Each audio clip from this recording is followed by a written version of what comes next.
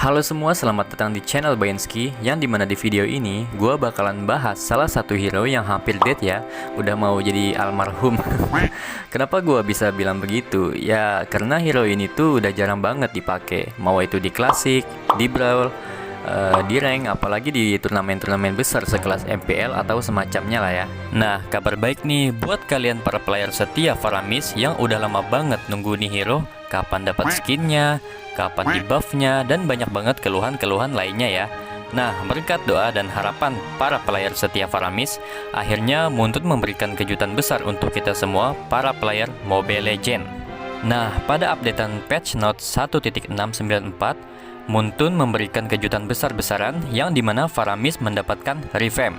Dari efek skillnya, tampilannya, dan yang paling kita tunggu-tunggu adalah perubahan pada skill ultimate-nya. Wow, kita beri tepuk tangan. Oke lah, tanpa banyak kicot ya kan, kita langsung masuk ke pembahasannya. Dan inilah keunggulan dan kelemahan Faramis.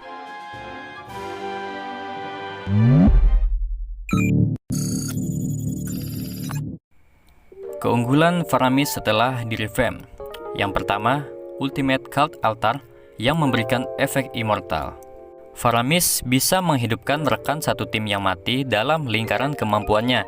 Tetapi pada ultimate yang sekarang, Faramis dapat memberikan efek immortal sementara kepada rekan satu tim, yang dimana saat ulti Faramis aktif, maka kita tidak perlu takut untuk maju menyerang musuh dan melakukan teamfight mati-matian untuk memenangkan war. Beda seperti ulti Faramis yang dulu, di mana saat ultimate Faramis aktif, maka akan membentuk lingkaran untuk menghidupkan rekan satu tim yang mati. Jadi harus mati dulu ya, baru bisa hidup kembali.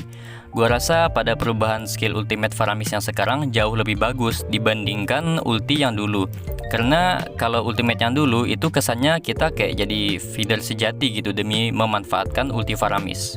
Yang kedua, kemampuan skill pasif yang unik.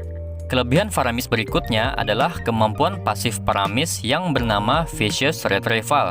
Kemampuan pasif ini akan membuat sebuah soul berwarna hijau dari creep atau hero lawan. Dan hebatnya pasif ini bisa memulihkan HP dan mengurangi waktu respawn ketika Faramis mati. Jadi Faramis bisa hidup kembali lebih cepat tergantung stack yang dikumpulkannya. Lebih banyak stack yang dikumpulkan, maka akan membuat Faramis hidup lebih cepat. Tetapi jika stack yang Faramis kumpulkan itu sedikit, maka respawnnya akan menjadi sedikit lebih lambat. Nah, dengan kemampuan tersebut, kalian wajib melakukan spam pada creep dan hero lawan sebanyak mungkin.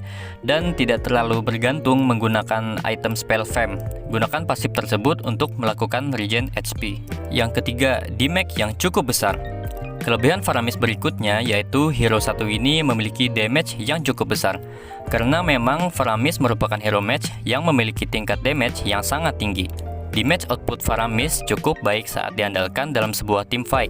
Dan gua saranin untuk menggunakan kombinasi item Clock of Destiny dan Lightning Turn ya. Kedua combo item ini memiliki skill-skill yang kita keluarkan menjadi sangat sakit dan berasa. Yang keempat, memiliki skill escape yang cukup baik. Faramis memiliki skill escape yang cukup baik, yaitu terdapat pada skill 2-nya yang bernama Ghostbuster. Skill ini membuat Faramis menjadi shadow yang berubah menjadi bayangan dengan maju ke arah depan dan menarik lawan. Nah, enaknya skill 2 yang sekarang, Shadow Faramis mampu melewati halangan-halangan seperti tembok yang tebal dan turret.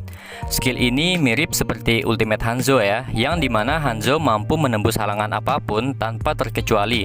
Dan dengan keunggulan skill ini, maka Faramis dapat bergerak sesuka hati kemanapun dia mau dan mudah untuk menculik hero backline musuh, lalu menariknya ke belakang. Dan gua rasa Faramis tidak memerlukan spell-spell seperti flicker lagi ya, karena skill-skill yang sekarang bisa memiliki escape yang sangat baik ketimbang yang dulu. Kelemahan Faramis setelah di-revamp. Yang pertama, kemampuan crowd control yang lemah. Skill sisi hero Faramis terletak pada skill Shadow Stampede. Faramis akan berubah menjadi bayangan dan kemudian akan memberikan tambahan movement speed dan juga efek sisi yang berupa rantai dan mengikat hero targetnya. Nah, rantai tersebut kemudian akan menarik lawan seperti halnya Kaja. Namun dengan kemampuan sisi yang lemah dan nanggung, kemampuan tersebut tidak sama seperti Kaja, namun sudah cukup untuk memberikan sedikit sisi pada lawan.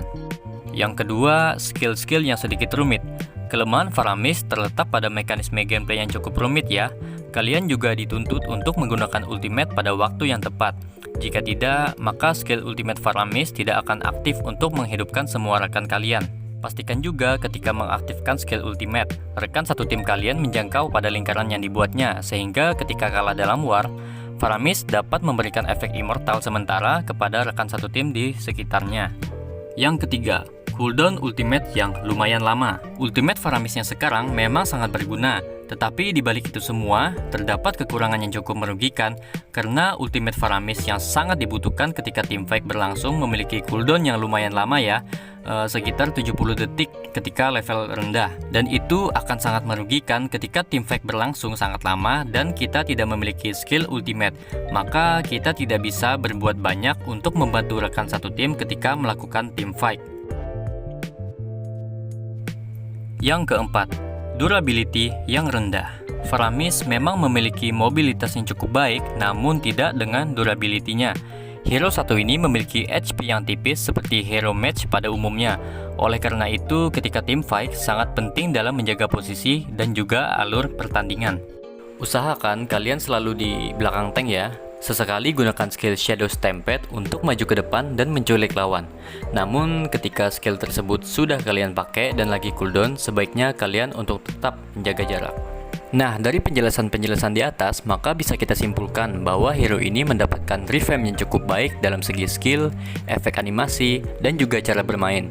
Namun, yang perlu diingat bahwa setiap hero itu pasti memiliki keunggulan dan kelemahannya masing-masing. Di sini gua bukan menggurui atau sok ngajarin kalian ya, tetapi tujuan video ini dibuat untuk sama-sama belajar dan juga menambah wawasan. Mungkin cukup segini dulu pada video kali ini. Gua harap kalian bisa menikmati video ini dan mengambil beberapa hal yang positif dalam video ini. Jika ada penjelasan yang kurang, maka kalian boleh berkomentar di kolom komentar di bawah ya, supaya kita bisa sama-sama belajar.